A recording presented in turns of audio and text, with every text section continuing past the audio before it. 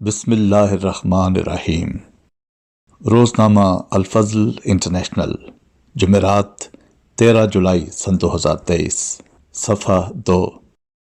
بعض معاشرتی برائیوں کو ختم کرنے کی نصیحت۔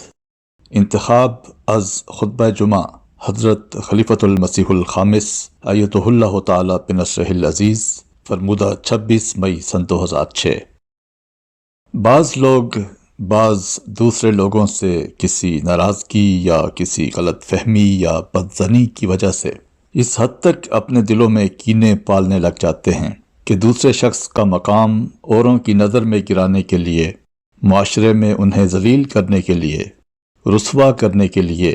ان کی طرف جھوٹی باتیں منسوب کر کے پھر اس کی تشہیر شروع کر دیتے ہیں، اور اس بات سے بھی دریغ نہیں کرتے کہ یہ من گھڑت اور جھوٹی باتیں مجھے پہنچائیں تاکہ اگر کوئی کارکن یا اچھا کام کرنے والا ہے تو اس کو میری نظروں سے گرا سکیں۔ اور پھر یہی نہیں بلکہ بڑے اعتماد سے بعض لوگوں کے نام گواہوں کے طور پر بھی پیش کر دیتے ہیں، اور جب ان گواہوں سے پوچھو، گواہی لو،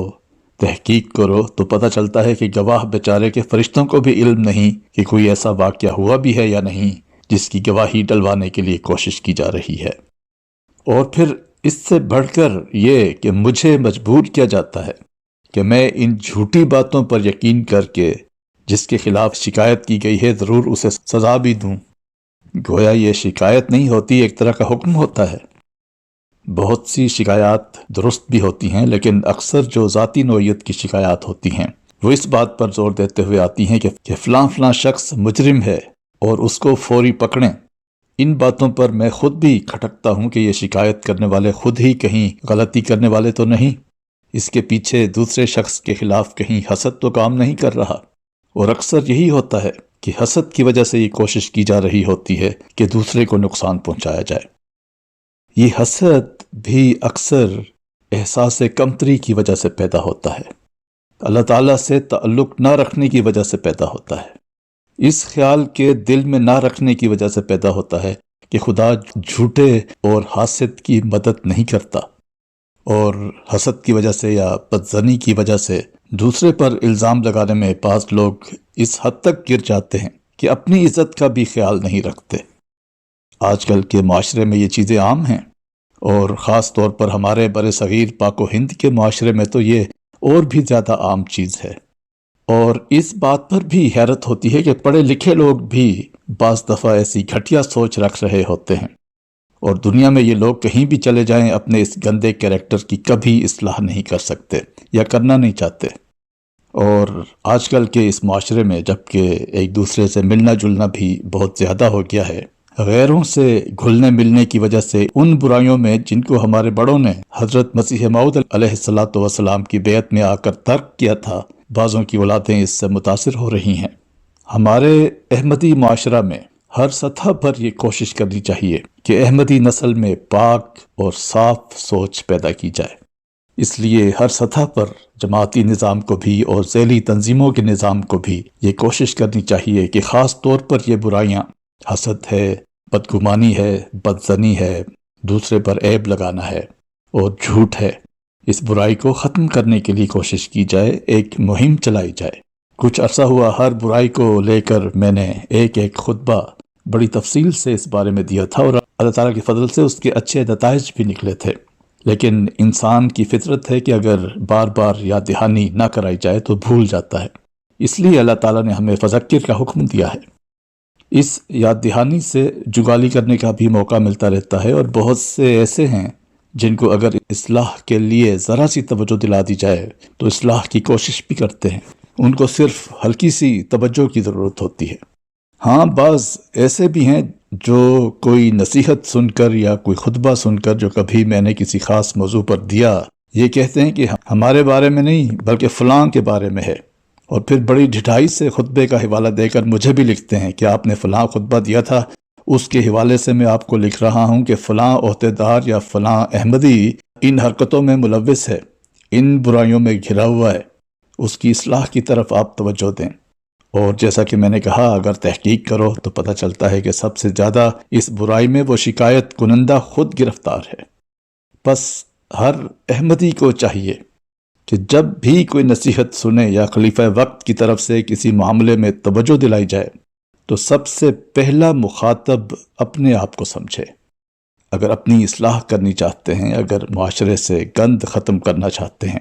اگر خدا تعالیٰ کے فضلوں کو جذب کرنا چاہتے ہیں تو یہ تمام برائیاں ایسی ہیں، ان کو اپنے دلوں سے نکالیں، اور ان کے بارے میں اللہ تعالیٰ نے قرآن کریم میں بھی ہمیں توجہ دلائی ہے۔ بس یہ اہم بیماریاں ہیں جو انسان کے اپنے اندر سے بھی روحانیت ختم کرتی ہیں اور پھر شیطانیت کی دلدل میں دھکیل دیتی ہیں اور معاشرے کا امن و سکون بھی برباد کرتی ہیں۔ اس لیے اللہ تعالیٰ نے اپنی پاکیزہ کتاب میں ان سے بچنے کی طرف توجہ دلائی ہے، تاکہ ایک مومن ہر لمحہ پاکیزگی اور روحانیت میں ترقی کرتا چلا جائے۔ اس مقصد کے لیے اس زمانے میں حضرت مسیح موعود علیہ السلام مبعوث ہوئے تاکہ روحانیت میں ترقی کی طرف ہمیں لے کر چلیں، اور ایک احمدی نے آپ علیہ السلام سے عہد بیعت باندھا ہے۔ اگر اس عہد بیعت کے بعد بھی برائیوں میں مبتلا رہے اور معاشرے میں فتنہ و فساد پیدا کرتے رہے تو پھر اس عہد بیعت کا کیا فائدہ ہے؟ بس ہر ایک کو پہلے اپنا جائزہ لیتے رہنا چاہیے، نیکی کے جو احکامات ہیں ان کی جگالی کرتے رہنا چاہیے، اور جب اپنے آپ کو ہر طرح سے پاک و صاف پائیں تو پھر دوسرے پر الزام لگانا چاہیے۔ اب ان برائیوں کے بارے میں ذرا تفصیل سے کچھ بیان کرنا چاہتا ہوں۔ سب سے پہلے میں حسد کو لیتا ہوں۔ ایک روایت میں آتا ہے، حضرت ابو ہریرہ رضی اللہ تعالیٰ عنہ بیان کرتے ہیں کہ حضرت صلی اللہ علیہ وسلم نے فرمایا، حسد سے بچو، کیونکہ حسد نیکیوں کو اس طرح بھسم کر دیتا ہے جس طرح آگ ایندھن کو اور گھاس کو بھسم کر دیتی ہے۔ ابو داؤد کتاب الادب باب فی الحسد حدیث نمبر 4903۔ تو اگر انسان کے دل میں خدا کا خوف ہو تو وہ یہ دعویٰ کر ہی نہیں سکتا کہ میرے اندر بڑی نیکی ہے اور یہ کہ یہ نیکی ہمیشہ میرے اندر قائم بھی رہنی ہے۔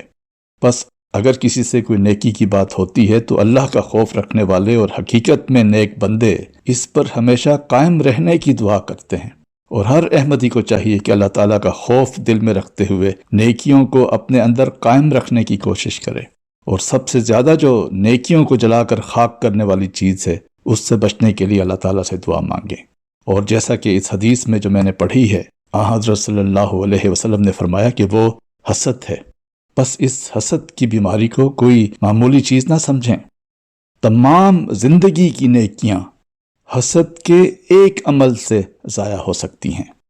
ایک روایت میں آتا ہے، حضرت ابو ہریرہ رضی اللہ تعالیٰ عنہ بیان کرتے ہیں کہ رسول اللہ صلی اللہ علیہ وسلم نے فرمایا کہ وہ مسلمان آگ میں داخل نہیں ہوگا جس نے کسی کافر کو مارا ہوگا اور پھر میانہ روی اختیار کی ہو، اور مومن کے پیٹ میں اللہ کی راہ میں پڑی ہوئی غبار اور جہنم کی پیپ دونوں جمع نہیں ہوں گے،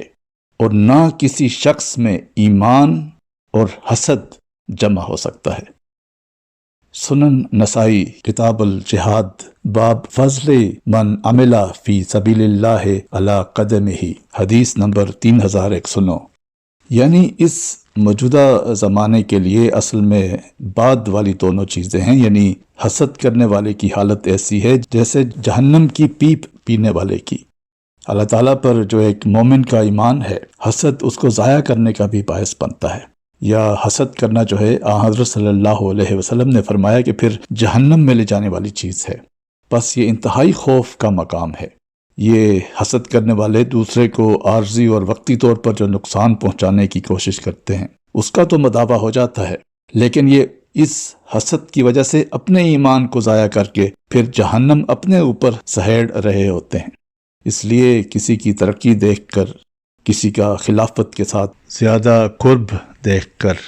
کسی پر اللہ تعالیٰ کے فضلوں کی بارش دیکھ کر حسد کرنے کی بجائے اس پر رشک کرنا چاہیے اور خود وہ معیار حاصل کرنے کی کوشش کرنی چاہیے۔